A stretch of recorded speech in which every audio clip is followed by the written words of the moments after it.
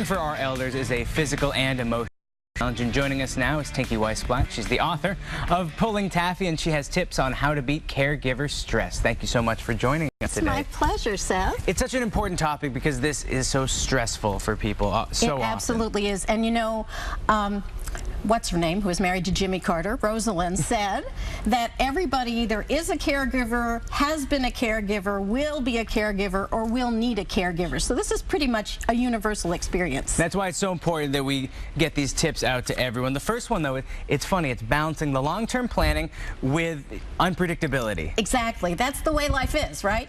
So basically, you want to be prepared to some extent for things that might come down the line if you're caring for someone who's ill. So you want to look into, what might I do if this happens? What might I do if this happens? So you want to have sort of backup plans, but you also want to just live in the moment, be prepared to do something at a moment's notice that you weren't expecting to, and not worry about those things. I like the long-term planning because it does give you a little backbone when you're thinking about the future, but then you can just let go of it. It's like a hybrid of chess and ping pong. You need to think moves ahead like a chess player, but be willing to react to whatever's coming back at you. Exactly, exactly. Love it. The next step, speaking of things like ping pong and chess, it's to be creative. You and your loved one need to get out and think and dream and do things. Absolutely. Even if, in my case, what my book is about is taking care of my mother who had dementia. So there were a lot of things she obviously couldn't do. So you obviously tailor it to the person you have, or if it's someone with a physical disability, you're going to be a little careful about, you know, you don't want to say, let's hike up a mountain. Exactly. Yeah. But you want to engage with the world as much as possible, and I love creative things, writing, singing. Singing was great with my mother because it's something that dementia patients still hold on to. Music is really, and it's also a good thing for people as a whole, I think. Nothing brings a smile to someone's face more than singing. Exactly. So art, puzzles, whatever you can do to keep everybody busy and everybody happy. Now, this next step's going to keep you a little busy. You have to educate yourself on your loved one's condition. And we're lucky that we live in the internet age. So even if you are home taking care of someone, you can often get information. Thank God for libraries also. Or if you're miles and miles and miles away from the person you're taking care of, and a lot of people are long-distance caregivers, you can find out about the disease you're dealing with. You can out to other people. So many groups, in my case the Alzheimer's groups has support groups.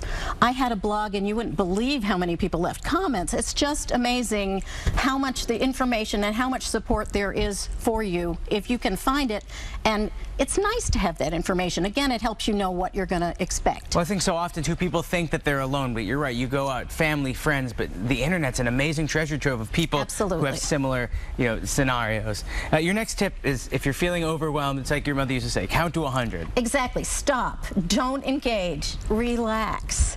And yeah, and one of the things about all of these tips is that they're basically common sense, and they are the things our mothers and grandmothers taught us to do when we were little. But when you're under stress, and caregiving is a wonderful experience, but it is a stressful experience, you may not have common sense. So you have to stop, count to 10. If 10 doesn't work, keep counting. Count until you feel okay. Exactly. And either the problem will go away, in some cases they do go away, which is a wonderful thing, or it won't seem so scary. You know, you'll be able to deal with it if you just relax and say, I don't have to deal with this at this exact moment. I can wait a little while and see what happens. And Tinky, all too often people get wrapped up in feeling so guilty for what they've done, but you have to remember, you're helping. No matter what, you can't feel guilty because you're helping. And I always say, if you're acting out of love and doing the best you can, and the person you're taking care of is doing the best they can, and they always are, you know, then yes, guilt is not a constructive emotion. You just say, I'm doing what I can, and feel good about what you're doing. And you need to take care of yourself too, so both you and the person whom you're looking out for need to exercise a lot. Absolutely, as much as you can. Sometimes it's hard. In my case, you know, I was home with my mother most of the time, so I got a Wii, and I do the Wii Fit, still do it every day. You wouldn't know it to look at me, but you look like $1 million. Thank you, Seth. But I am actually, for my size and everything, quite fit. I believe it. And I'd had her do, even if it's, when people get very sick, we don't want to get too down, but you move their muscles for them. You just keep things going as long as you can so that everyone can deal with things physically as well as mentally. Anything is better than nothing. Absolutely. And lastly, always keep smiling, always laugh, always enjoy yourself. Humor is our gift from God or whoever, the creator of the universe. Humor is what we always need in life, and if you lose it, then you are going to give into stress. So yeah, I laugh, joke, even if you don't think it's funny, find something funny about it. If you laugh, suddenly you feel better. Well, Tinky, thank you so much for joining us today. Totally, it was a pleasure chatting with you. And for more information, you can visit our website at mymassappeal.com.